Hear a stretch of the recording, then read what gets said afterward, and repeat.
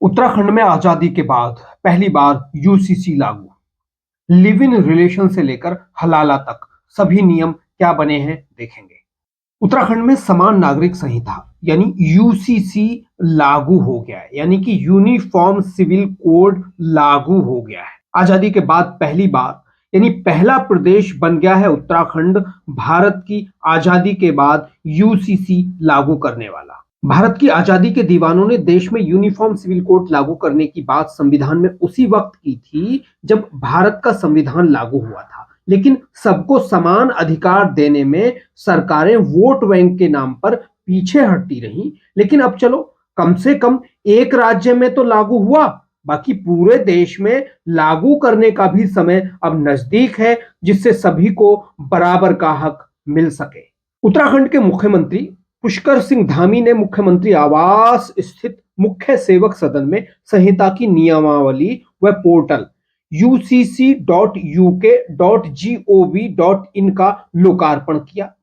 उत्तराखंड स्वतंत्रता के बाद यूसीसी लागू करने वाला पहला राज्य बन गया है। इस कदम का उद्देश्य सभी नागरिकों को समान अधिकार देना है। आजादी के बाद यूसीसी लागू करने वाला पहला राज्य बन गया अब उत्तराखंड। मुख्यमंत्री धामी ने पोर्टल पर ही अपनी शादी का रजिस्ट्रेशन भी कराया। हर साल 27 जनवरी को राज्य में यूसीसी दिवस के रूप में मनाया जाएगा। तो चलिए अब देखते हैं क्या क्या नियम है और आप कैसे और कहां सब यूसीसी के अनुसार करा सकते हैं अपने काम। उत्तराखंड में यूसीसी की प्रक्रिया काफी पहले शुरू हो गई थी। 7 फरवरी 2024 को विधानसभा ने इसे संबंधित विधेयक पारित किया था। 12 मार्च को इसे राष्ट्रपति से मंजूरी मिल गई। फिर 14 मार्च को सरकार ने समान नागरिक संहिता को लागू करने से पहले इसकी नियमावली बनाने का निर्णय लिया। लगभग एक साल तक चली कसरत के बाद नियमावली तैयार हो गई है। इसके बाद इसे धरातल पर उतारने के लिए कर्मियों को विशेष प्रशिक्षण दिया गया।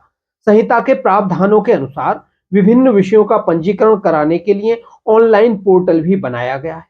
अब पहले ये देख लेते हैं कि यूसीसी किन लोगों पर लागू नहीं होगा। ये जितने भी नियम लागू किए गए हैं यूसीसी के, उनमें से अनुसूचित जातियों को छोड़कर संपूर्ण उत्तराखंड राज्य, साथ ही राज्य से बाहर रहने वाले उत्तराखंड के निवासियों पर लागू होंगे।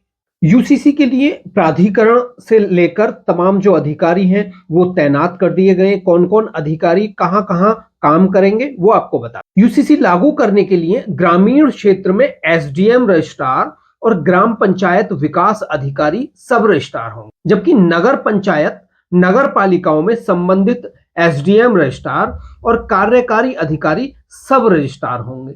इसी तरह नगर निगम क्षेत्र में नगर आयुक्त रजिस्ट्रार और कर निरीक्षक सब रजिस्ट्रार होंगे। छावनी क्षेत्र में संबंधित सीईओ रजिस्ट्रार और रेजिडेंट मेडिकल ऑफिसर या सीईओ द्वारा अधिकृत अधिकारी सब रजिस्ट्रार होंगे। इन सब के ऊपर रजिस्ट्रार जनरल होंगे जो सचिव स्तर के अधिकारी और इंस्पेक्टर जनरल ऑफ रजिस्ट्रेशन होंगे। अब इसमें यह भी कहा गया है कि कोई अधिकारी अगर आपका काम समय पर नहीं करता है तो उसके लिए भी शिकायत कर सकते हैं आप ऑनलाइन। तो क्या कर सकते हैं, यदि रजिस्ट्रार तय समय में कार्रवाई नहीं कर पाते हैं तो मामला ऑटो फॉरवर्ड से रजिस्ट्रार जनरल के पास जाएगा। इसी तरह रजिस्ट्रार या सब रजिस्ट्रार के आदेश के खिलाफ रजिस्ट्रार जनरल के पास अपील की जा सकेगी, जो 60 दिन के भीतर अपील का निपटारा कर आदेश जारी करेंगे। जो रजिस्ट्रार हैं उनके क्या क्या कर्तव्य होंगे। सब रजिस्ट्रार के आदेश के खिलाफ अपील पर 60 दिन में फैसला करना है उनको। जो रजिस्ट्रार हैं लिव इन नियमों का उल्लंघन या विवाह कानूनों का उल्लंघन करने वालों की सूची पुलिस को देंगे। ये रजिस्ट्रार खुद देखेंगे कि कौन ऐसा कर रहा है, कौन रजिस्ट्रेशन नहीं करा रहा है, तो उस पर उसी के अनुसार कार्रवाई की जाएगी। अब सब रजिस्ट्रार के जो कार्य हैं वो देख लेते हैं। सामान्य तौर पर 15 दिन और तत्काल में 3 दिन के भीतर सभी दस्तावेजों और सूचना की जांच, आवेदक से स्पष्टीकरण मांगते हुए निर्णय लेना है। समय पर आवेदन न देने या नियमों का उल्लंघन करने पर जुर्माना लगाने के साथ ही पुलिस को सूचना देना। साथ ही विवाह जानकारी सत्यापित नहीं होने पर इसकी सूचना माता पिता या अभिभावकों को भी देना है। यह सब रजिस्ट्रार का काम रहेगा वहां। अब विवाह का पंजीकरण कैसे होगा। 26 मार्च 2010 से संहिता लागू होने की तिथि के बीच हुए विवाह का पंजीकरण अगले 6 महीने में करवाना जरूरी होगा। और जो अब ये यूसीसी लागू हुआ है, इस यूसीसी लागू होने के बाद का जो है, यानी कि संहिता लागू होने के बाद होने वाले विवाह का पंजीकरण विवाह तिथि से 60 दिन के भीतर कराना होगा। यानी आज आपकी शादी हुई है तो अगले 2 महीने में आपको अपनी शादी का पंजीकरण कराना ही होगा। अब जो आवेदक होंगे उनके भी अधिकार रखे गए हैं। उनको क्या क्या अधिकार दिए हैं वो भी देख लेते हैं। यदि सब रजिस्ट्रार समय पर कार्रवाई नहीं करता है तो ऑनलाइन शिकायत दर्ज की जा सकती है। सब रजिस्ट्रार के अस्वीकृति आदेश के खिलाफ 30 दिन के भीतर रजिस्ट्रार के पास अपील की जा सकती है। रजिस्ट्रार के अस्वीकृति आदेश के खिलाफ 30 दिन के भीतर रजिस्ट्रार जनरल के पास अपील की जा सकती है। अपीलें ऑनलाइन पोर्टल या ऐप के माध्यम से दायर हो सकेंगी। देखिए, ये जो तमाम रजिस्ट्रार और ये जो लोग होते हैं, ये क्या करते हैं, ये पैसे कमाने के लिए फाइलों को रोके रखते हैं। तो अब इनके लिए टाइम दे दिया है कि 30 दिन से ज्यादा आप रोक नहीं सकते। या तो उसको अस्वीकृत कर दीजिए कि हम नहीं कर सकते, तो उसके लिए कारण बताना होगा रजिस्ट्रार या सब रजिस्ट्रार को। तो अगर ये 30 दिन में कार्य को नहीं करते हैं पूरा, तो फिर इनके खिलाफ कार्रवाई की जा सकती है। आप ऑनलाइन या ऐप पर भी वो कार्रवाई कर सकते हैं और सरकार इनके खिलाफ फिर एक्शन लेगी। अब देखते हैं लिव इन रिलेशनशिप के जो नियम हैं वो क्या क्या लागू किए गए। संहिता लागू होने से पहले से स्थापित लिव इन रिलेशनशिप का संहिता लागू होने की तिथि से 1 महीने के भीतर पंजीकरण कराना होगा, जबकि संहिता लागू होने के बाद स्थापित लिव इन रिलेशनशिप का पंजीकरण लिव इन रिलेशनशिप में प्रवेश की तिथि से 1 महीने के भीतर पंजीकरण कराना होगा। यानी लिव इन रिलेशनशिप के लिए सिर्फ 1 महीना दिया है, जहां विवाह के लिए 2 महीने हैं कि वहां तो आराम से आप 2 महीने तक करा सकते हो। लेकिन अगर आप लिव इन रिलेशनशिप में एंटर कर गए हैं तो आपको 1 महीने में पंजीकरण कराना होगा। अब यहां लिव इन रिलेशनशिप की समाप्ति शुरुआत के बारे में भी बताया गया है। एक या दोनों साथी ऑनलाइन या ऑफलाइन तरीके से लिव इन समाप्त कर सकते हैं। यदि एक ही साथी आवेदन करता है तो रजिस्ट्रार दूसरे की पुष्टि के आधार पर ही इसे स्वीकार करेगा। यानी कि अगर आपको लिव इन रिलेशनशिप से बाहर निकलना है तो एक साथी भी उसको वहां जो रजिस्ट्रेशन किया गया है उससे बाहर निकल सकता है, लेकिन रजिस्ट्रार दूसरे साथी की मर्जी पर भी ध्यान देगा, उससे पूछेगा तभी उसको खत्म करेगा। एक और मामला है, यदि लिव इन से महिला गर्भवती हो जाती है तो रजिस्ट्रार को अनिवार्य तौर पर सूचना देनी होगी। बच्चे के जन्म के 30 दिन के भीतर इसे अपडेट करना होगा।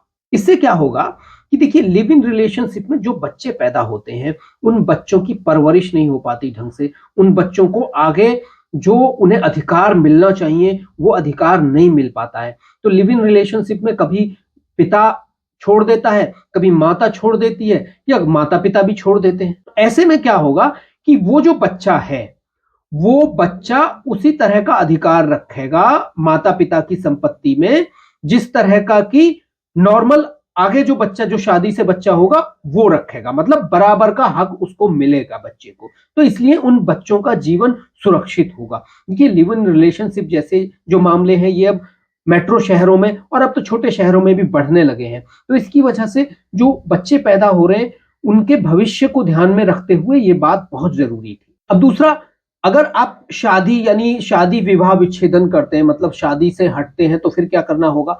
तलाक या विवाह शून्यता के लिए आवेदन करते समय विवाह पंजीकरण, तलाक या विवाह शून्यता की डिग्री का विवरण, अदालत केस नंबर, अंतिम आदेश की तिथि, बच्चों का विवरण, कोर्ट के अंतिम आदेश की कॉपी, ये सारी चीजें भी सबमिट करनी पड़ेंगी आपको विवाह विच्छेदन के लिए। अब एक और बात आ गई कि वसीयत को लेकर, वसीयत के उत्तराधिकार क्या होंगे। तो वसीयत को लेकर भी इसमें बताया गया है। वसीयत 3 तरह से होगी। पोर्टल पर फॉर्म भर के, हस्तलिखित या टाइप्ड वसीयत अपलोड करके, या 3 मिनट की वीडियो में वसीयत बोलकर अपलोड करने के जरिए हो। अब देखते हैं कि यूसीसी को लागू करने का एक्शन प्लान क्या है। तो इसके लिए ऑनलाइन आवेदन के लिए पोर्टल विकसित कर दिया है उत्तराखंड सरकार ने, जिसका नाम दिया है, आप गूगल पर जाकर चेक कर सकते हैं, ucc.uk.gov.in। यहां जाकर लॉगिन कर सकते हैं और यहां आप हर चीज के ऑनलाइन आवेदन कर सकते हैं। ये उत्तराखंड सरकार की वेबसाइट है और यहीं से ही सारे कार्य हो जाएंगे। अब कुछ लोग ऐसे हैं जो ऑनलाइन नहीं कर सकते हैं खुद से, तो उनके लिए common service centre training partner के रूप में नामित किए गए, मतलब कुछ सर्विस सेंटर भी खोले जाएंगे, तो वहां से भी आप कुछ उनकी फीस होगी, उस फीस को देकर आप ये सब करा सकते हैं। वहां से जो रजिस्ट्रेशन कराना है या पंजीकरण, जो भी आपको दूसरे और भी अलग अलग तरह के उसमें हो सकते हैं, वो सब वहां जाकर करा सकते हैं। सहायता और तकनीकी परामर्श के लिए भी एक हेल्प डेस्क बनाई गई है, जिसका टोल फ्री नंबर है 1800-180-2525। आप इस नंबर पर भी अपनी क्वेरी या कोई सहायता या तकनीकी परामर्श के लिए यहां आप बात कर सकते हैं। यहां आपको फ्री सलाह दी जाएगी। जो लीगल सवाल होंगे उनके समाधान के लिए भी जिला स्तरीय अधिकारी एक नियुक्त किया गया है और उत्तराखंड सरकार की ओर से नागरिक जागरूकता और अधिकारियों की सुविधा के लिए शॉर्ट वीडियो और बुकलेट भी बनाई गई है, वो लोगों को डिस्ट्रीब्यूट की जाएंगी। देखिए, यूसीसी यानी कि यूनिफॉर्म सिविल कोड यानी कॉमन सिविल कोड, इसे लागू करने की बात जब भारत आजाद हुआ था तभी हमारे संविधान में ये कही गई कि जितनी जल्दी हो सके सबको यूसीसी के अंडर लाना चाहिए, मतलब एक देश एक विधान होना चाहिए।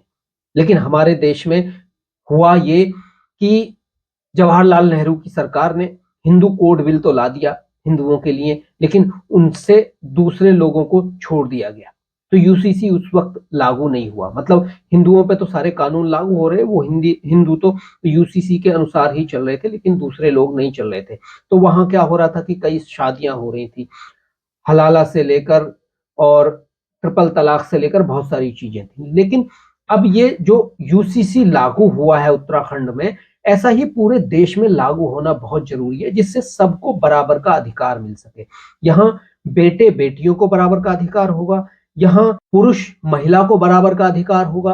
तो यहाँ ये बहुत जरूरी है कि इसके लिए सब लोगों को बराबर का अधिकार मिल जाएगा, तो फिर हम कहेंगे कि वाकई हम आजाद हैं और सभी को स्वतंत्रता है, सभी को अपने अधिकार है।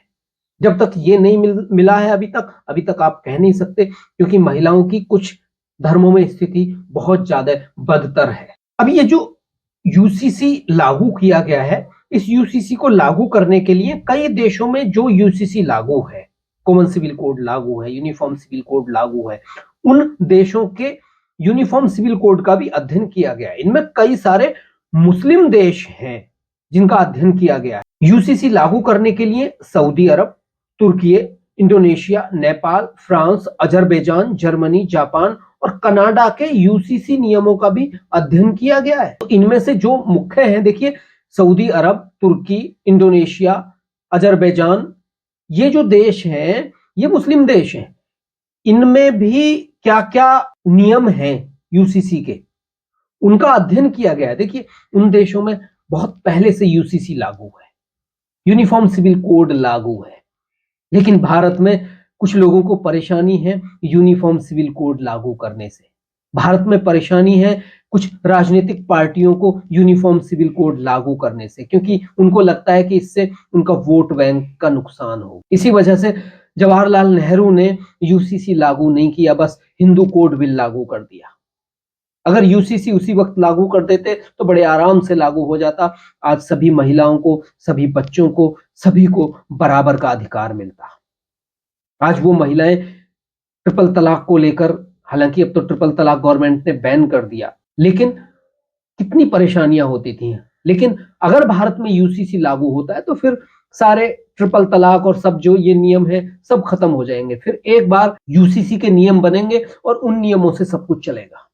लेकिन ये जो नियम है, इन नियमों में अनुसूचित जनजाति यानी कि जो आदिवासी लोग हैं, उन आदिवासी लोगों को इन नियमों में छूट दी गई है। बाकी हर समुदाय पर ये लागू होता है। तो आदिवासी लोग क्या हैं? देखिए, आदिवासी लोग जो हैं ज्यादातर वो उस तरह की अपनी नेटिव जिंदगी जीते हैं, वो रहे हैं उस तरह से।